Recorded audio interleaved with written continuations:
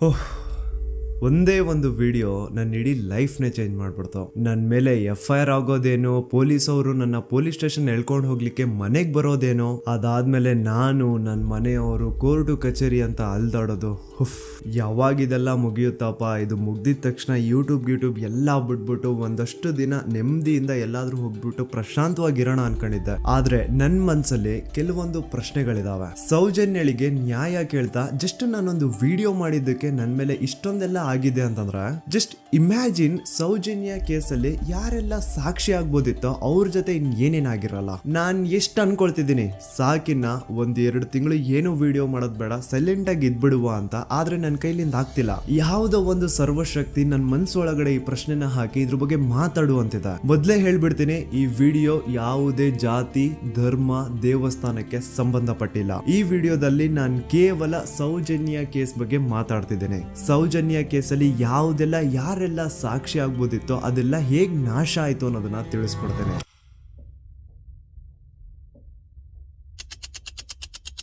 ನೆನಪು ಮಾಡ್ಕೊಳ್ಳಿ, 9 ಅಕ್ಟೋಬರ್ 2012 ಸೌಜನ್ಯ ಕಾಣೆ ಆದಾಗ ಸೌಜನ್ಯನ ಮನೆಯವರು ಅಂಡ್ ಊರಿನ 200-300 ಜನ ಸೇರ್ಕೊಂಡು ರಾತ್ರಿ 12 ಗಂಟೆವರೆಗೂ ಸೌಜನ್ಯಗೋಸ್ಕರ ಹುಡುಕ್ತಾರ. ಆದ್ರೆ ಸೌಜನ್ಯ ಸಿಗಲ್ಲ. ಮಿಡ್ ನೈಟ್ ಆಗಿರುತ್ತೆ ಅಂಡ್ ತುಂಬಾ ಜೋರ್ ಮಳೆ ಬರ್ತಾ ಇರುತ್ತೆ. ಇನ್ನು ಹುಡುಕೋದ್ ಬೇಡ, ಬೆಳಿಗ್ಗೆ ಎದ್ದು ಮತ್ತೆ ಎಲ್ರು ಹುಡುಕುವ ಅಂತ ಎಲ್ರು ತಮ್ಮ ಮನೆಗೆ ವಾಪಸ್ ಹೋಗ್ತಾರ. ದೆನ್ ನೆಕ್ಸ್ಟ್ ದಿನ ಅಂದ್ರೆ 10 ಅಕ್ಟೋಬರ್ 2012 ಸೌಜನ್ಯನ ಬಾಡಿ ಸಿಗುತ್ತೆ ಅಂಡ್ ಅವಳ ಬಾಡಿ ಪಕ್ಕದಲ್ಲಿ ಅವಳ ಕಾಲೇಜ್ ಬ್ಯಾಗ್ ಅಂಡ್ ಅವಳ ಬುಕ್ಸ್ ಎಲ್ಲ ಬಿದ್ದಿರ್ತವೆ. ಸೊ ಹಿಂದಿನ ದಿನ ಆ ಒಂದು ಜಾಗದಲ್ಲಿ ಅಷ್ಟು ಜೋರು ಮಳೆ ಬಂದಿದ್ರು ಸೌಜನ್ಯನ ಬ್ಯಾಗ್ ಅಂಡ್ ಅವಳ ಬುಕ್ಸ್ ಒಂದು ಚೂರುನು ನೆಂದಿರಲ್ಲ. ದಾಖಲೆ ಇದೆ ಸ್ವಾಮಿ, ದಾಖಲೆ ಇಲ್ದೆ ಈ ದೂತ ಸಮೀರ್ MD ಏನು ಮಾತಾಡಲ್ಲ. There was rain and the clothes of the victim were not stained with mud and the bag was not wet, even the books were not wet. ಹಿಂದಿನ ದಿನ ಅಷ್ಟು ಜೋರು ಮಳೆ ಬಂದಿದ್ರು ಸೌಜನ್ಯನ ಬುಕ್ಸ್ ಅಂಡ್ ಬ್ಯಾಗ್ ನೆಂದಿಲ್ಲ. ಹೇಗೆ? ಇದರ ಅರ್ಥ ಸೌಜನ್ಯನ ಆ ಒಂದು ಜಾಗದಲ್ಲಿ ಆಗೇ ಇಲ್ಲ, ಬೇರೆ ಯಾವುದೋ ಜಾಗದಲ್ಲಿ ಅವಳು ಆಯ್ತು. ನಂತರ ಅವಳ ಬಾಡಿನ ಅಲ್ಲಿ ತಂದು ಡಂಪ್ ಮಾಡಿರೋದು. ಸೊ ಈಗ ಯಾವೊಂದು ಜಾಗದಲ್ಲಿ ಸೌಜನ್ಯನ ಆಯ್ತು, ಆಕ್ಚುಲ್ ಆ ಒಂದು ಜಾಗನ ಹುಡುಕಾಡೋದ್ ಬಿಟ್ಟು ಪೊಲೀಸರು ಉಲ್ಟಾ ಏನ್ ಮಾಡ್ತಾರೆ ಅಂದ್ರೆ, ಯಾವೊಂದು ಜಾಗದಲ್ಲಿ ಸೌಜನ್ಯನ ಬಾಡಿ ಸಿಕ್ಕಿತ್ತೋ ಅದೇ ಜಾಗದಲ್ಲೇ ಅವಳು ಆಗಿತ್ತು ಅಂತ ಪ್ರೂವ್ ಮಾಡ್ಲಿಕ್ಕೆ ಹೊರಡ್ತಾರ. ಇಲ್ಲಿ ಪೊಲೀಸ್ ಅವರ ಬುದ್ಧಿವಂತಿಕೆ ನೋಡಿ, ಯಾವೊಂದು ಜಾಗದಲ್ಲಿ ಸೌಜನ್ಯನ ಬಾಡಿ ಸಿಕ್ಕಿತ್ತೋ ಅಲ್ಲಿ ಅವ್ರದ್ದು ಯಾವುದೇ ಒಂದು ಒಳ ಉಡುಪು ಸಿಗಲ್ಲ. ಅದಕ್ಕೆ ಇವ್ರು ಏನ್ ಮಾಡ್ತಾರೆ ಅಂದ್ರೆ, ನೆಕ್ಸ್ಟ್ ದಿನ ಸೌಜನ್ಯ ಮನೆಗೆ ಹೋಗ್ಬಿಟ್ಟು ಅಲ್ಲಿ ಮನೆಯವರಿಂದ ಸೌಜನ್ಯನ ಇನ್ನರ್ ವೇರ್ಸ್ ನ ಇಸ್ಕೊಂಡ್ ಬಂದು ಅದನ್ನ ನಂತರ ರಿಪೋರ್ಟ್ಸ್ ಅಲ್ಲಿ ಇದು ನಮ್ಗೆ ಸೌಜನ್ಯ ಬಾಡಿ ಸಿಕ್ಕಿದ ಜಾಗದಲ್ಲೇ ಸಿಕ್ಕಿದ್ದು ಅಂತ ಮೆನ್ಷನ್ ಮಾಡ್ತಾರೆ. ಪೊಲೀಸ್ನವರು ಅವಳ ಪುಸ್ತಕ ಎಲ್ಲ ಹುಡುಕಾಡಿದ್ರು, ಯಾರಾದ್ರೂ ಫೋನ್ ನಂಬರ್ ಉಂಟಾ ಅಂತ ಹೇಳಿ ತುಂಬ ನಾ ಎಲ್ಲ ತೆಗೆದುಕೊಟ್ಟೆ. ನನ್ನ ಮಗಳ ವಿಷಯ ನನಗೆ ಎಲ್ಲ ಗೊತ್ತು ಸರ್, ನೋಡಿ ಪುಸ್ತಕ ಅಂತ ನೋಡಿದೆ. ಅವಾಗ ನನ್ನ ತಂಗಿಯ ಒಂದು ನಂಬ್ರ ಇತ್ತು, ಆ ನಂಬ್ರನ್ನು ತಗೊಂಡೋಗಿದ್ದಾರೆ. ಆಮೇಲೆ ಮನೆಯಿಂದ ಮರು ದಿವಸ ಸಂತೋಷ್ ರಾವ್ ಸಿಕ್ಕಿದ ದಿವಸ ಹೊಲ ಉಡುಪಿದೆಯಲ್ಲ ಸರ್, ಅದು ಮನೆಯಿಂದ ತಗೊಂಡೋಗಿದ್ದಾರೆ. ಅದಕ್ಕೆ ನಾವು ಒಂದು ಗುರುತಿಗೆ ಒಂದು ಸ್ಟಿಚ್ ಮಾಡಿಕೊಟ್ಟಿದ್ದೇವೆ, ನೂಲಿನ ಒಂದು ಬಿಳಿ ನೂಲಿನ ಒಂದು ಸ್ಟಿಚ್ ಮಾಡಿಕೊಟ್ಟಿದ್ದೇವೆ. ಅದನ್ನೇ ತನಿಖೆಗೆ ಅವರಲ್ಲಿ ಇಟ್ಟಿದ್ದಾರೆ. ನೋಡಿ, ಪೊಲೀಸ್ ಅವ್ರ ಪ್ರಕಾರ ಸೌಜನ್ಯ ಆಗಿದ್ದು ಆ ಒಂದು ಹಳ್ಳ ಹತ್ರ, ಆದ್ರೆ ಆಕ್ಚುಲಿ ಅಲ್ಲಿ ಆಗೇ ಇಲ್ಲ. ಬಟ್ ಸ್ಟಿಲ್ ಈ ಒಂದು ಪಾಯಿಂಟ್ ನ ಪ್ರೂವ್ ಮಾಡ್ಲಿಕ್ಕೆ ಪೊಲೀಸ್ ಅವರು ಯಾವ ಮಟ್ಟಕ್ಕೆ ಹೋಗ್ತಾರೆ ಅಂತಂದ್ರೆ, ಯಾವೊಂದು ಜಾಗದಲ್ಲಿ ಸೌಜನ್ಯನ ಬಾಡಿ ಸಿಕ್ಕಿತ್ತೋ ಅಲ್ಲಿಂದ 50 ಅಡಿ ದೂರದಲ್ಲಿ ಸಂತೋಷ್ ರಾವ್ನ ಒಂದು ಟೆಂಟ್ ಹಾಕ್ಸ್ತಾರ.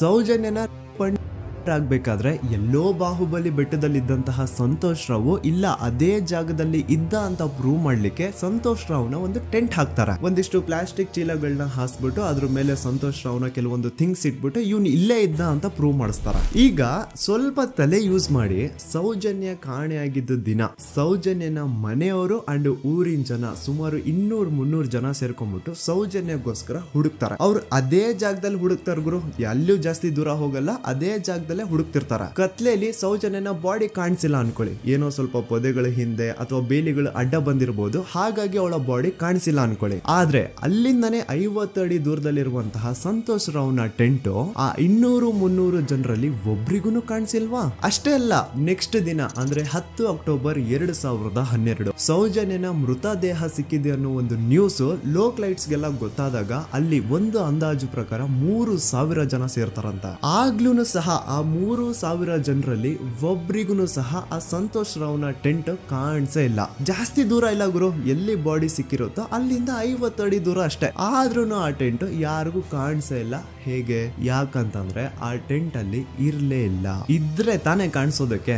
ಪಾಪ ಸಂತೋಷ್ ರಾವ್ನ ಈ ಕೇಸಲ್ಲಿ ಹೆಂಗಾದ್ರೂ ಮಾಡಿ ಫಿಟ್ ಮಾಡ್ಲೇಬೇಕು ಅಂತ ಪೊಲೀಸ್ ಅವ್ರು ಫಿಕ್ಸ್ ಆಗ್ಬಿಟ್ಟಿದ್ರು. ಇನ್ನೊಂದು ಲಾಜಿಕಲ್ ಪಾಯಿಂಟ್ ಹೇಳ್ತೀನಿ ನಿಮ್ಗೆ. ಈ ಒಂದು ಸ್ಟೇಟ್ಮೆಂಟ್ ನ ನೋಡಿ. ಈ ಸ್ಟೇಟ್ಮೆಂಟ್ ಬೇರೆ ಯಾರು ಕೊಟ್ಟಿದ್ದಲ್ಲ ಗುರು. 5 ಜನ ಕಿಡಿಗೇಡಿಗಳು ಸಂತೋಷ್ ರಾವ್ನ ಬಾಹುಬಲಿ ಬೆಟ್ಟದಿಂದ ಕರ್ಕೊಂಡ್ ಬಂದು ಪೊಲೀಸ್ ಅವ್ರ ಕೈಗೆ ಒಪ್ಸಿದ್ರು. ಆ ಕಿಡಿಗೇಡಿಗಳಲ್ಲೇ ಒಬ್ಬ ಕೊಟ್ಟಂತಹ ಸ್ಟೇಟ್ಮೆಂಟ್ ಇದು. ಇದ್ರಲ್ಲಿ ಇವನ್ ಹೇಳ್ತಿದ್ದಾನೆ ಸಂತೋಷ್ ರಾವ್ ಕೈಯಲ್ಲಿ ಒಂದು ಚೀಲ ಇತ್ತು ಅಂತ. ಈಗ ಸಂತೋಷ್ ರಾವ್ನ ಅರೆಸ್ಟ್ ಮಾಡಾದ್ಮೇಲೆ ಅವನ ಕೈಯಲ್ಲಿ ಇದ್ದಂತಹ ಚೀಲ ಕೂಡ ಪೊಲೀಸ್ ಅವರು ತಮ್ಮ ಕಸ್ಟಡಿಗೆ ತಗೊಂಡಿರ್ತಾರೆ ತಾನೆ. ಹಾಗಿದ್ರೆ ಸಂತೋಷ್ ರಾವ್ನ ಚೀಲ ಅಂಡ್ ಅದ್ರಲ್ಲಿ ಇದ್ದಂತಹ ಅವನ ವಸ್ತುಗಳು ಪೊಲೀಸ್ ಕಸ್ಟಡಿಲೇ ಇರ್ಬೇಕೆ ಹೊರತು ಅದ್ಯಾವುದೋ ಕಾಡಲ್ಲಿ ಆ ಟೆಂಟ್ ಒಳಗಡೆ ಅಲ್ಲ. ಅಂಡ್ ಇನ್ನೊಂದು ಮೇನ್ ಇಂಪಾರ್ಟೆಂಟ್ ಆಗಿ ಸಂತೋಷ್ ರಾವ್ನ ಪೊಲೀಸ್ ಅವರು ಕಸ್ಟಡಿಗೆ ತಗೊಂಡಿದ್ದು 11 ಅಕ್ಟೋಬರ್ 2012. ಆದ್ರೆ ಅಫಿಷಿಯಲ್ ಆಗಿ ಪೇಪರ್ಸ್ ಮೇಲೆ ತೋರಿಸಿರೋದು 13 ಅಕ್ಟೋಬರ್ 2012. ಹಾಗಿದ್ರೆ ಆ 2 ದಿನ ಸಂತೋಷ್ ರಾವ್ನ ಪೊಲೀಸ್ ಸ್ಟೇಷನ್ ಅಲ್ಲಿ ಇಟ್ಕೊಂಡು ಪೊಲೀಸ್ ಅವರು ಏನ್ ಮಾಡ್ತಿದ್ರು? ಇದು ಇಲ್ಲಿಗಲ್ ಡಿಟೆನ್ಷನ್ ತಾನೆ. ಈಗಷ್ಟೇ ನಾನು ಡಾಕ್ಟರ್ ಆದಮ್ ಅವ್ರು ಕೊಟ್ಟಂತಹ ಪೋಸ್ಟ್ ಮಾರ್ಟಮ್ ರಿಪೋರ್ಟ್ ನೋಡಿದೆ. ಅಂಡ್ ಇದ್ರಲ್ಲಿ ಏನಿದೆ ಗೊತ್ತಾ? ಸೌಜನ್ಯ ಸತ್ತಾದ್ಮೇಲೆ ಅಲ್ಲ, ಅವಳು ಬದುಕಿರ್ಬೇಕಾದ್ರೇನೆ, ಅವಳು ಮಾಡ್ತಾ ಇರ್ಬೇಕಾದ್ರೇನೆ ಆ ದುಷ್ಕರ್ಮಿಗಳು ಅವಳ ಯೋನಿ ಒಳಗಡೆ 6 ಇಂಚು ಮಣ್ಣು ತುಂಬಿರೋದು. ಅಂಡ್ ರೀಸೆಂಟ್ ಆಗಿ ಬರ್ತಾ ಇರುವಂತಹ ಇನ್ನೊಂದು ಬಿಗ್ಗೆಸ್ಟ್ ಅಲಿಗೇಷನ್ ಏನು ಅಂತಂದ್ರೆ ಸಂತೋಷ್ ರಾವ್ ಬ್ರೈನ್ ಮ್ಯಾಪಿಂಗ್ ಗೆ ಒಪ್ಕೊಂಡಿಲ್ಲ ಅಂತ. ಅಂತವ್ರು ಪ್ಲೀಸ್ ಈ ಒಂದು ಡಾಕ್ಯುಮೆಂಟ್ ನ ಕಂಡ್ಬಿಟ್ಟು ನೋಡಿ. ಇಲ್ಲಿ ಸಂತೋಷ್ ರಾವೇ ಹೇಳ್ತಿದ್ದಾನೆ, ಅಪರಾಧಿ ಎಂದು ಸಾಬೀತು ಮಾಡಲು ಅಗತ್ಯವಿರುವ ಯಾವುದೇ ವೈಜ್ಞಾನಿಕ ಪರೀಕ್ಷೆಗೆ ಒಳಪಡಲು ಸ್ವಯಂ ಇಚ್ಛೆ ವ್ಯಕ್ತಪಡಿಸಿರುತ್ತೇನೆ. ಕೆಳಗಡೆ ಸಂತೋಷ್ ರಾವ್ನ ಸಿಗ್ನೇಚರ್ ಇದೆ ಅಂಡ್ ಈ ಕಡೆ ಕೋರ್ಟ್ ನ ಸೀಲ್ ಕೂಡ ಇದೆ. ಅಂಡ್ ಇನ್ನೊಂದು ವಿಷಯ, ನನ್ನ ವಿಡಿಯೋದಲ್ಲಿ ನಾನು ಹೇಳಿದ್ದೀನಿ ಸಂತೋಷ್ ರಾವ್ಗೆ ಫಿಮೋಸಿಸ್ ಅನ್ನೋ ಒಂದು ಕಾಯಿಲೆ ಇತ್ತು ಅಂತ. ಅಂಡ್ ಅಲ್ಲಿ ಇನ್ನೊಂದು ಪಾಯಿಂಟ್ ಕೂಡ ಹೇಳಿದ್ದೀನಿ, ಇನ್ ಕೇಸ್ ಅವನ್ ಏನಾದ್ರು ಮಾಡಿದ್ರೆ ನರಕ ಅನುಭವಿಸ್ತಾನೆ ಅಂತ. Note that point. In case ನಾ ಸಂತೋಷ್ ರಾವ್ ಮಾಡ್ಲಿಕ್ಕೆ ನಾಲಾಯಕ್ ಅಂತಾನು ಹೇಳಿಲ್ಲ, ಲಾಯಕ್ ಅಂತಾನು ಹೇಳಿಲ್ಲ. ಇನ್ ಕೇಸ್ ಮಾಡಿದ್ರೆ ನರ್ಕ ಅನುಭವಿಸ್ತಾನೆ ಅಂತ ಹೇಳಿದ್ದು. ನೋಡಿ, ಹೇಳ್ತಾ ಹೋದ್ರೆ ಬೇಜಾನ್ ಇದೆ. ಆಸ್ ಎ ಯೂಟ್ಯೂಬರ್ ಆ ಕೇಸ್ ಫೈಲ್ಸ್ ನ ನೋಡ್ತಾ ಇದ್ರೆ ನನ್ಗೆನೆ ಬೇಜಾನ್ ಡೌಟ್ಸ್ ಬರ್ತಾ ಇದೆ ಪೊಲೀಸ್ ಅವರ ಇನ್ವೆಸ್ಟಿಗೇಷನ್ ಮೇಲೆ. ಸೊ ಅದನ್ನೆಲ್ಲ ಗಮನದಲ್ಲಿ ಇಟ್ಕೊಂಡು ನಾನ್ ಹೇಳೋದಿಷ್ಟೇ, ಈ ಒಂದು ಕೇಸ್ ಅಲ್ಲಿ ಯಾವ ಆಂಗಲ್ ಇಂದನೂ ಪೊಲೀಸ್ ಅವ್ರ ಕಡೆಯಿಂದ ಫೇರ್ ಇನ್ವೆಸ್ಟಿಗೇಷನ್ ಆಗಿಲ್ಲ. And I clear my point. ಈಗ ಈ ಒಂದು ಸೌಜನ್ಯ ಕೇಸ್ ಅಲ್ಲಿ ಯಾರೆಲ್ಲ ಸಾಕ್ಷಿ ಆಗ್ಬೋದಿತ್ತು, ಅವ್ರ ಜೊತೆ ಏನಾಯ್ತು ಅಂತ ಹೇಳ್ತೇನೆ. ಮೊದಲನೇದಾಗಿ ರವಿ ಪೂಜಾರಿ. ಇವನ್ ಬಗ್ಗೆ ನಾನು ಫಸ್ಟ್ ವಿಡಿಯೋದಲ್ಲೇ ಹೇಳಿದೀನಿ. ಆ 5 ಜನ ಕಿಡಿಗೇಡಿಗಳು ಯಾರು ಸಂತೋಷ್ ರಾವ್ನ ಪೊಲೀಸ್ ಅವರಿಗೆ ಅರೆಸ್ಟ್ ಮಾಡಿಕೊಟ್ರು ಅದ್ರಲ್ಲಿ ಇವನು ಒಬ್ಬ. ಸೊ ಈ ಸೌಜನ್ಯನ ಕೇಸ್ ಯಾವಾಗ CBI ಗೆ ಟ್ರಾನ್ಸ್ಫರ್ ಆಗುತ್ತೆ ಅಂತ ಗೊತ್ತಾಗುತ್ತೋ, ಈ ರವಿ ಪೂಜಾರಿ ಉರ್ಲಾಕೊಂಡು ಸತ್ ಹೋಗ್ತಾನೆ. ರವಿ ಪೂಜಾರಿ ಹಾಕೊಂಡು ಸತ್ ಹೋದ ಅಂತಾರೆ, ಆದ್ರೆ ಅವ್ನು ಹಾಕೊಂಡೇ ಸತ್ ಹೋದ ಅಂತ ಯಾರು ಐ ವಿಟ್ನೆಸ್ ಇಲ್ಲ. ಹಾಗಾಗಿ ಇವನ ಒಂದು ಸಾವು ಒಂದು ನಿಗೂಢ ಸಾವಾಗಿ ಉಳ್ಕೊಂಡ್ಬಿಡ್ತು. ಇನ್ನೊಬ್ಳು ಬಂದು ವಾರಿಜಾ ಅಂತ.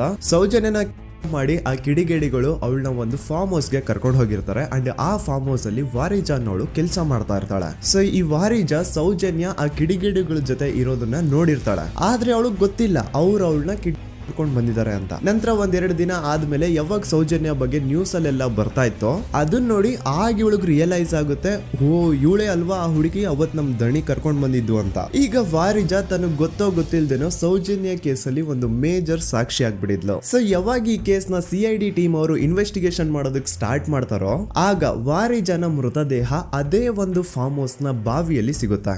ಬಾವಿಲಿ ಇವಳೇ ಸ್ವತಃ ಜಿಗ್ದು ತನ್ನ ಪ್ರಾಣ ಬಿಟ್ಲು ಅಂತ ಹೇಳ್ತಾರೆ. ಆದ್ರೆ ಅವಳೇ ಬಾವಿಗೆ ಬಿದ್ದು ಅವಳು ಪ್ರಾಣ ಬಿಟ್ಲು ಅಥವಾ ಅವಳಿಗೆ ಯಾರಾದ್ರೂ ಬಾವಿಲಿ ಬೀಳ್ಸಿ ಸಾಯಿಸಿದ್ರು ಗೊತ್ತಿಲ್ಲ. ಅಂಡ್ ಇನ್ನೊಂದು ವಿಷಯ, ಯಾವ ಒಂದು ಬಾವಿ ಒಳಗಡೆ ವಾರಿಜಾನ ಬಾಡಿ ಸಿಕ್ಕಿತ್ತೋ ಆ ಬಾವಿನ ದಣಿಗಳು ಒಂದ್ ಸ್ವಲ್ಪ ದಿನ ಆದ್ಮೇಲೆ ಕಂಪ್ಲೀಟ್ ಮುಚ್ಚಾಕ್ಬಿಡ್ತಾರೆ. ಯಾಕೆ? ಇನ್ನೊಬ್ಬ ಬಂದು ಗೋಪಾಲ್ ಕೃಷ್ಣ. ಇವನು ಅಗೇನ್ 5 ಜನ ಕಿಡಿಗೇಡಿಗಳು ಸಂತೋಷ್ ರಾವ್ನ ಪೊಲೀಸ್ ಅವ್ರಿಗೆ ಹಿಡಿದು ಕೊಟ್ರು ಅದ್ರಲ್ಲಿ ಒಬ್ಬ. ಅಂಡ್ ಸೌಜನ್ಯ ಕೇಸ್ ನ ಮೇನ್ ಪ್ರೈಮರಿ ಸಾಕ್ಷಿ ಇವನು ಕೂಡ ಸತ್ ಹೋಗಿದ್ದಾನೆ. ಅಂಡ್ ಇವನು ಸ್ಲೋ ಪಾಯ್ಸನ್ ಇಂದ ಸತ್ ಹೋದ ಅಂತ ಹೇಳಲಾಗುತ್ತೆ. ದೆನ್ ಇನ್ನೊಬ್ಬ ಬಂದು ಪ್ರಶಾಂತ್ ಅಂತ. ಸೌಜನ್ಯನ ಮಾಡಿ ಆ ಕಿಡಿಗೇಡಿಗಳು ಅವಳನ್ನ ಯಾವ ಜಾಗಕ್ಕೆ ಕರ್ಕೊಂಡು ಹೋಗಿದ್ರೋ ಇವನು ಆ ಜಾಗದಲ್ಲಿ ಕೆಲಸ ಮಾಡೋನು. ಇವನು ಪಾಪ ಸೌಜನ್ಯನ ಆ ಕಿಡಿಗೇಡಿಗಳಿಂದ ಬಿಡಿಸೋದಕ್ಕೆ ಟ್ರೈ ಮಾಡ್ತಾನೆ, ಆದ್ರೆ ಅದು ಸಾಧ್ಯ ಆಗಲ್ಲ. ನಂತರ ಕೆಲವೇ ದಿನಗಳಲ್ಲಿ ಇವಂದು ಕೊಲೆ ಆಗುತ್ತಾ. ಯಾರೆಲ್ಲ ಯಾವುದೆಲ್ಲ ಈ ಕೇಸಲ್ಲಿ ಸಾಕ್ಷಿ ಆಗ್ಬೋದಿತ್ತೋ ಅದೆಲ್ಲ ನಾಶ ಆಗುತ್ತೆ. ಸೊ ಇದೆಲ್ಲ ನಿಜವಾಗ್ಲೂ ಕೋಇನ್ಸಿಡೆನ್ಸ್ ಅಥವಾ ಎಲ್ಲಾನು ಸ್ಕೆಚ್ ಹಾಕಿ ಮಾಡಿರೋದ. ಇನ್ನೊಬ್ಬ ಬಂದು ದಿನೇಶ್ ಅಂತ. ಇವನು ಕೂಡ ಸೌಜನ್ಯ ಕೇಸಲ್ಲಿ ಒಬ್ಬ ಸಾಕ್ಷಿನೇ. ಸೌಜನ್ಯನ ಯಾರೋ ಕಿಡಿಗೇಡಿಗಳು ಕಿಡ್ನಾಪ್ ಮಾಡ್ಕೊಂಡು ಮಾಡ್ಕೊಂಡು ಹೋಗ್ತಾ ಇರ್ಬೇಕಾದ್ರೆ ದಿನೇಶ್ ಅದನ್ನ ಕಣ್ಣಾರೆ ಕಂಡಿರ್ತಾನೆ. ಇವನ್ ಹೋಗ್ಬಿಟ್ಟು ಪೊಲೀಸ್ ಅವ್ರಿಗೆ ಹೇಳ್ತಾನೆ ಕೂಡ, ಆದ್ರೆ ಪೊಲೀಸ್ ಅವರು ಯಾರು ಇವನ್ ಮಾತನ್ನ ತಲೆಗೆ ಹಾಕೊಳ್ಳಲ್ಲ. ಅದಾದ್ಮೇಲೆ ಒಂದು ದಿನ ಸಡನ್ಲಿ ಇವನು ರೋಡ್ ಆಕ್ಸಿಡೆಂಟ್ ಅಲ್ಲಿ ಸಾಯ್ತಾನೆ. ಡೇ ಟೈಮ್ ಅಲ್ಲೇ ತುಂಬಾ ಫಾಸ್ಟ್ ಆಗಿ ಒಂದು ಬುಲೆರೋ ಕಾರ್ ಬಂದ್ಬಿಟ್ಟು ಇವನಿಗೆ ಹಿಟ್ ಮಾಡುತ್ತೆ ಅಂಡ್ ಅದರಿಂದ ಇವನು ಸತ್ ಹೋಗ್ತಾನೆ. ಆ ಬುಲೆರೋ ಕಾರ್ ಯಾರ್ದು, ಅದನ್ನ ಓಡಿಸ್ತಿದ್ದಂತಹ ಡ್ರೈವರ್ ಯಾರು ಅಂಡ್ ಅವನು ಯಾರಿಗೆ ಸಂಬಂಧಪಟ್ಟವನು, ಒಮ್ಮೆ ನೀವೇ ರಿಸರ್ಚ್ ಮಾಡಿ ನೋಡ್ಕೊಳ್ಳಿ. ಇನ್ನೊಬ್ಬ ಬಂದು ಹರೀಶ್ ಮಡಿವಾಳ್. ಇವನು ಪೊಲೀಸ್ ಅವ್ರಿಗೆ ಒಂದು ಸ್ಟೇಟ್ಮೆಂಟ್ ನ ಕೊಟ್ಟಿರ್ತಾನೆ. 9 ಅಕ್ಟೋಬರ್ 2012 ಸೌಜನ್ಯ ಕಾಲೇಜಿಂದ ಬಸ್ ಅಲ್ಲಿ ಬಂದು ನೇತ್ರಾವತಿ ಬಸ್ ಸ್ಟಾಪ್ ಅಲ್ಲಿ ಇಳ್ಕೊಂಡು ನಂತರ ತನ್ನ ಮನೆ ಕಡೆಗೆ ನಡ್ಕೊಂಡು ಹೋಗ್ತಾ ಇರ್ಬೇಕಾದ್ರೆ ಸೌಜನ್ಯನ ಹಿಂದೆ ಯಾರೋ ಒಬ್ಬ ಅಪರಿಚಿತ ಗಂಡು ಅವಳನ್ನ ಫಾಲೋ ಮಾಡ್ಕೊಂಡು ಹೋಗ್ತಿದ್ದ ಅಂತ ಇವನ್ ಸ್ಟೇಟ್ಮೆಂಟ್ ಕೊಡ್ತಾನೆ. ಅಂಡ್ ನೀವೇನ್ ಸ್ಕ್ರೀನ್ ಮೇಲೆ ನೋಡ್ತಾ ಇದ್ರು ಇದೇ ಆ ಸ್ಟೇಟ್ಮೆಂಟ್ ನ ಕಾಪಿ. ಇದ್ರಲ್ಲಿ ಎಲ್ಲಿನೂ ಹರೀಶೇ ಈ ಒಂದು ಸ್ಟೇಟ್ಮೆಂಟ್ ಕೊಟ್ಟಿದ್ದಾನೆ ಅಂತ ಅವನ ಸಿಗ್ನೇಚರ್ ಆಗ್ಲಿ ಸೈನ್ ಆಗ್ಲಿ ಏನೂ ಇಲ್ಲ. ಈ ಸ್ಟೇಟ್ಮೆಂಟ್ ನ ತಗೊಂಡಿರುವಂತಹ ಪೊಲೀಸ್ ಅವ್ರ ಸಿಗ್ನೇಚರ್ ಇದೆ, ಆದ್ರೆ ಹರೀಶ್ ನ ಸೈನ್ ಮಾತ್ರ ಎಲ್ಲೂ ಇಲ್ಲ. ಯಾಕಂತಂದ್ರೆ ಈ ಸ್ಟೇಟ್ಮೆಂಟ್ ನ ಹರೀಶ್ ಕೊಟ್ಟೇ ಇಲ್ಲ. ಎಲ್ಲಿ ಈ ಒಂದು ಕೇಸು CBI ಹೋಗಿ ಅವಾಗ CBI ಅವರು ಹರೀಶ್ ನ ಕರೆಸ್ಬಿಟ್ಟು ಇದ್ರ ಬಗ್ಗೆ ಕೇಳಿದಾಗ ಎಲ್ಲಿ ಹರೀಶ್ ಈ ಸ್ಟೇಟ್ಮೆಂಟ್ ನ ನಾನು ಕೊಟ್ಟೇ ಇಲ್ಲ ಸರ್ ಅಂತ ಬಾಯಿ ಬಿಟ್ಬಿಡ್ತಾನೋ ಅಂತ ಹರೀಶ್ ನು ಕೂಡ ಸಾಯ್ ಹೊಡಿತಾರೆ. ಹರೀಶ್ ಒಮ್ಮೆ ತನ್ನ ಬೈಕ್ ಅಲ್ಲಿ ಹೋಗ್ತಾ ಇರ್ಬೇಕಾದ್ರೆ ಯಾವುದೋ ಒಂದು ಅಪರಿಚಿತ ಕಾರ್ ಬಂದ್ಬಿಟ್ಟು ಅವನ್ನ ಗುದ್ಬಿಡುತ್ತೆ ಅಂಡ್ ಅದರಿಂದ ಹರೀಶ್ ನ ಸಾವಾಗುತ್ತೆ. ನೋಡಿ, ಯಾವುದೇ ಆಕ್ಸಿಡೆಂಟ್ ಕೇಸ್ ಅಲ್ಲಿ ರೂಲ್ ಏನು ಅಂತಂದ್ರೆ ಇನ್ ಕೇಸ್ ನನ್ಗೆ ಯಾವ್ದಾದ್ರು ಬಂದು ಒಂದು ವೆಹಿಕಲ್ ಏನಾದ್ರು ಹಿಟ್ ಮಾಡಿದಾಗ ನನ್ಗೇನಾದ್ರು ಪ್ರಜ್ಞೆ ಇದ್ರೆ ನಾನ್ ಪೊಲೀಸ್ ಅವ್ರಿಗೆ ಕಂಪ್ಲೇಂಟ್ ಕೊಡ್ಬೋದು, ಅಥವಾ ನನ್ನ ಹೆಂಡತಿ ಏನಾದ್ರು ಇದ್ರೆ ಅವ್ರು ಪೊಲೀಸ್ ಅವ್ರಿಗೆ ಕಂಪ್ಲೇಂಟ್ ಕೊಡ್ಬೋದು, ಅಥವಾ ತಂದೆ ತಾಯಿ ರಕ್ತ ಸಂಬಂಧ ಯಾರಿರ್ತಾರೋ ಅವ್ರು ಕಂಪ್ಲೇಂಟ್ ಕೊಡ್ಬೋದು. ಆದ್ರೆ ಹರೀಶ್ ಕೇಸ್ ಅಲ್ಲಿ ಯಾರೋ ಒಬ್ಬ ಥರ್ಡ್ ಪರ್ಸನ್ ಬಂದ್ಬಿಟ್ಟು ಕಂಪ್ಲೇಂಟ್ ಕೊಡ್ತಾನೆ. ಆ ಥರ್ಡ್ ಪರ್ಸನ್ ಯಾರು, ಅವನ್ಗೂ ಹರೀಶ್ಗೂ ಏನ್ ಸಂಬಂಧನೇ ಇಲ್ಲ. ನೀವು 2021 ಹರೀಶ್ ಮಡಿವಾಳ ಒಂದು ಕಂಪ್ಲೇಂಟ್ ಕೊಟ್ಟಿದ್ರಿ. ಹರೀಶ್ ಮಡಿವಾಳ ಆಕ್ಸಿಡೆಂಟ್ ಕೇಸಲ್ಲಿ. ಅವ್ರಿಗೆ ನೀವ್ ಏನಾಗ್ಬೇಕು ಸರ್? ಸರ್ ನಾವು ಸ್ಟಾಪ್ ಅಷ್ಟೇ. ಎಲ್ಲಿದ್ದು ಸ್ಟಾಪ್ ಸರ್? ಧರ್ಮಸ್ಥಳ ಅನ್ನಪೂರ್ಣದ. ನಿಮ್ಗೆ ಏನಾದ್ರು ಗೊತ್ತಿತ್ತ ಸರ್ ಅದು ಪ್ರಕರಣದ ಬಗ್ಗೆ? ಸರ್ ನಂಗೇನು ಗೊತ್ತಿಲ್ಲ ಸರ್. ಗೊತ್ತಿಲ್ವಾ? ಗೊತ್ತಿಲ್ಲ.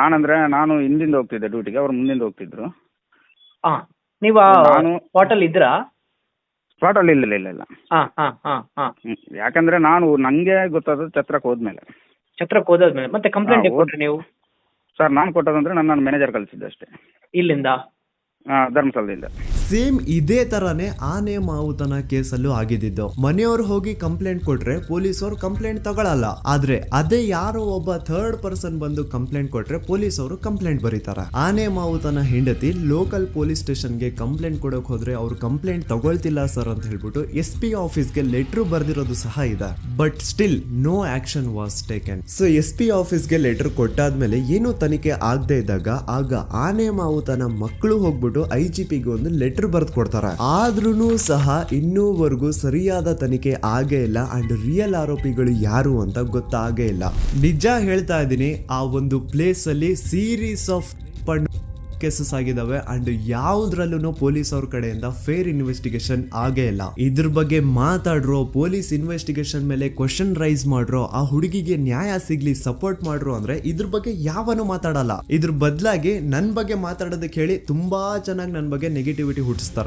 ಜಾತಿ ಧರ್ಮ ತರೋದು, ಇವ್ನ್ ಯಾವ್ದಾವ್ದು ಆಪ್ಸ್ ನ ಪ್ರಮೋಟ್ ಮಾಡ್ತಿದ್ದ, ಇವನ್ ಮಾತು ಯಾಕೆ ನಂಬ್ತೀರಾ ಅಂತ ನನ್ ಬಗ್ಗೆನೆ ನೆಗೆಟಿವಿಟಿ ಹುಟ್ಟಿಸೋದು. ಇವನು ಆ ಆ್ಯಪ್ ಪ್ರಮೋಟ್ ಮಾಡ್ತಿದ್ದ, ಇವನು ಈ ಆ್ಯಪ್ ಪ್ರಮೋಟ್ ಮಾಡ್ತಿದ್ದ, ಇವನ್ ಮಾತುಗಳನ್ನ ಯಾಕೆ ನಂಬ್ತೀರಾ, ಇವನು ಮುಸ್ಲಿಂ ಇದಾನೆ, ಇವನು ಮುಲ್ಲಾ ಇದಾನೆ, ಅದು ಇದು ಅಂತ ಮಾತಾಡೋದು. ಹೌದು ಗುರು, ನಾನ್ ಪ್ರಮೋಷನ್ಸ್ ನ ಮಾಡಿದೀನಿ. ನಾನು ಆ ಆ್ಯಪ್ದು ಮಾಡಿದೀನಿ, ಈ ಆ್ಯಪ್ದು ಮಾಡಿದೀನಿ, ಎಲ್ಲಾ ತರ ಆ್ಯಪ್ದು ನಾನು ಪ್ರಮೋಷನ್ಸ್ ಮಾಡಿದೀನಿ. ಈಗ ಹಿಂದೆ ನಾನು ಮಾಡಿರುವಂತಹ ಪ್ರಮೋಷನ್ಸ್ಗೂ ಈ ಕೇಸ್ಗೂ ಏನ್ ಸಂಬಂಧ? ಅನ್ನೆಸೆಸರಿ ಆಗಿ ಮ್ಯಾಟರ್ ನ ಡೈವರ್ಟ್ ಮಾಡ್ಲಿಕ್ಕೆ ಟ್ರೈ ಮಾಡಬೇಡಿ. ಇನ್ಮೇಲೆ ನಾನೇನಾದ್ರೂ ಆ ತರ ಅಪ್ಲಿಕೇಶನ್ಸ್ ನ ಪ್ರಮೋಷನ್ ಮಾಡಿದ್ರೆ ಆಗ ಬಂದು ನೀವು ನನ್ನನ್ನ ಪ್ರಶ್ನೆ ಮಾಡೋದ್ರಲ್ಲಿ ಅರ್ಥ ಇದೆ. ಹಿಂದೆ ಮಾಡಿರೋದನ್ನ ಇಟ್ಕೊಂಡು ಮಾತಾಡಿ ವಿಡಿಯೋ ಮಾಡೋದಲ್ಲ ಕಂಟೆಂಟ್ ಅಂದ್ರೆ. ಅಂಡ್ ಇನ್ನೊಂದು ವಿಷಯ, ನಾನು ದೂತ ಸಮೀರ್ MD ಯೂಟ್ಯೂಬ್ ಚಾನಲ್ ನ ಸ್ಟಾರ್ಟ್ ಮಾಡಿ ಕೇವಲ ಆಗಿರೋದು 8 ತಿಂಗಳಷ್ಟೇ. ಅಂಡ್ ಈ 8 ತಿಂಗಳಲ್ಲಿ ನಾನು ಹಾಕಿರೋದು ಕೇವಲ 12 ವಿಡಿಯೋಸ್. ಅದರಲ್ಲಿ 1-2 ಆಲ್ರೆಡಿ ಟೇಕ್ ಡೌನ್ ಆಗಿದಾವೆ. ಸೊ ಅಷ್ಟು ಬೇಗ ಅದ್ ಹೆಂಗ್ ನೀವು ಜಡ್ಜ್ ಮಾಡ್ಬಿಟ್ರಿ ನಾನು ಆಂಟಿ ಹಿಂದೂ ಅಂತ? ನಿಮಗ್ ನಿಜವಾಗ್ಲೂ ನಾನು ಆಂಟಿ ಹಿಂದೂ ಅನ್ಸಿದ್ರೆ ನಂದು ಇನ್ನೊಂದು ಚಾನಲ್ ಇದೆ ಸಮೀರ್ MD ಅಂತ.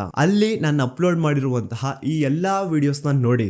ಜಾಸ್ತಿ ಜಸ್ಟಿಫೈ ಮಾಡ್ಲಿಕ್ಕೆ ಹೋಗಲ್ಲ ಗುರು, ನನ್ನ ಹಳೆ ಸಬ್ಸ್ಕ್ರೈಬರ್ಸ್ಗೆ ಗೊತ್ತು ನನ್ನ ಕ್ಯಾರೆಕ್ಟರ್ ಏನು ಅಂತ. ಅಂಡ್ ಇನ್ನು ಇವನ್ ವಿಡಿಯೋ 18 ಮಿಲಿಯನ್ ಪ್ಲಸ್ ವ್ಯೂಸ್ ನ ಪಡ್ಕೊಂಡಿದೆ. ಇವನ್ಗೆ ಇಷ್ಟ ಲಕ್ಷ ದುಡ್ಡು ಬಂದಿರುತ್ತೆ, ಅಷ್ಟ್ ಲಕ್ಷ ದುಡ್ಡು ಬಂದಿರುತ್ತೆ ಅನ್ನೋರ್ಗೆ ಈ ಒಂದು ಇಮೇಲ್ ನ ಒಮ್ಮೆ ನೋಡಿ. ನನ್ ವಿಡಿಯೋ ವೈರಲ್ ಆಗ್ತಿದ್ದಂಗೆ ಆ ವಿಡಿಯೋ ಡಿಮಾನಿಟೈಸ್ ಆಗೋಯ್ತು. ಇಲ್ಲಿ ಅತ್ಯಾಚಾರಿ ಬೆಂಬಲಿಗರ ಥಿಂಕಿಂಗ್ ನೋಡಿ.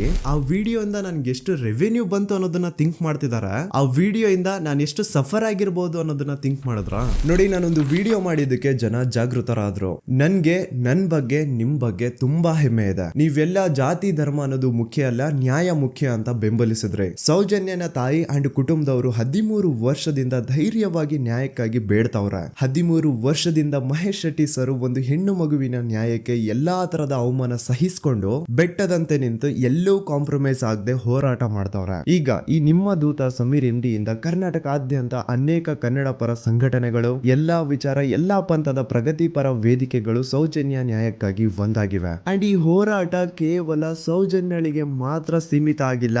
ನಮ್ ದೇಶದಲ್ಲಿ ದಿನಕ್ಕೆ ಆನ್ ಅನ್ ಆವರೇಜ್ 86 ಪ್ರಕರಣಗಳು ದಾಖಲೆ ಆಗ್ತವೆ. ಇದು ದಾಖಲೆ ಆಗಿರುವಂತಹ ಪ್ರಕರಣಗಳ ಸಂಖ್ಯೆ. ಅದ್ ಎಷ್ಟೋ ಕೇಸಸ್ ಪೊಲೀಸ್ವರೆಗೆ ಬರೋದೇ ಇಲ್ಲ. ಸೊ ಇದಕ್ಕೆಲ್ಲ ಒಂದು ಫುಲ್ ಸ್ಟಾಪ್ ಅನ್ನೋದು ಇಡಬೇಕು. ಈಗಿನ ಕಾಲದಲ್ಲಿ ಹುಡುಗಿರು ಸಮಾಜದಲ್ಲಿ ಬಿಡಿ, ಸೋಷಿಯಲ್ ಮೀಡಿಯಾದಲ್ಲಿನೂ ಸಹ ಸೇಫ್ ಇಲ್ಲ. ಹುಡುಗಿ ತನಗಿಷ್ಟ ಆಗಿರುವಂತಹ ತುಂಬಾ ನೀಟ್ ಅಂಡ್ ಕ್ಲೀನ್ ಇರುವಂತಹ ಒಂದು ಫೋಟೋನ ಸೋಷಿಯಲ್ ಮೀಡಿಯಾದಲ್ಲಿ ಶೇರ್ ಮಾಡಿದ್ರೆ ಸಾಕು, ಕಮೆಂಟ್ ಸೆಕ್ಷನ್ ಅಲ್ಲಿ ಅದೆಷ್ಟೋ ಜನ ಜೊಲ್ ಸುರಿಸ್ಕೊಂಡು ಅವಳನ್ನ ಮಾಡ್ತಿರ್ತಾರೆ. ಸೊ ಇದಕ್ಕೆಲ್ಲ ನಮ್ ಸರ್ಕಾರ ಒಂದು ಫುಲ್ ಸ್ಟಾಪ್ ಅನ್ನೋದು ಇಡ್ಲೇಬೇಕು. ಇದ್ರ ಬಗ್ಗೆ ನಿಮ್ ಒಪಿನಿಯನ್ ಏನು ಅಂತ ಕಮೆಂಟ್ ಸೆಕ್ಷನ್ ಅಲ್ಲಿ ತಿಳಿಸಿ. So as A content creator ನನ್ಗೆ ಸೌಜನ್ಯ ಕೇಸ್ ಬಗ್ಗೆ ಒಂದು ವಿಡಿಯೋ ಮಾಡ್ಬೇಕಿತ್ತು, ಮಾಡ್ದೆ. ಅದರಿಂದ ಸೌಜನ್ಯ ಪರ ಹೋರಾಟ ಏನ್ ನಡೀತಾ ಇತ್ತೋ ಅದಕ್ಕೊಂದು ಕಿಚ್ಚು ಸಿಕ್ಕಿದೆ. ಇನ್ ಮುಂದೆ ಅದನ್ನ ಹಾಗೆ ಕಂಟಿನ್ಯೂ ಮಾಡ್ಕೊಂಡು ಹೋಗೋದು ನಿಮ್ಗಳ ಜವಾಬ್ದಾರಿ. ಸೊ ಇಷ್ಟು ಹೇಳ್ತಾ ನಾನು ನಿಮ್ಮ ದೂತ ಸಮೀರ್ MD ಮತ್ತೆ ಸಿಗ್ತೀನಿ ನೆಕ್ಸ್ಟ್ ವಿಡಿಯೋದಲ್ಲಿ.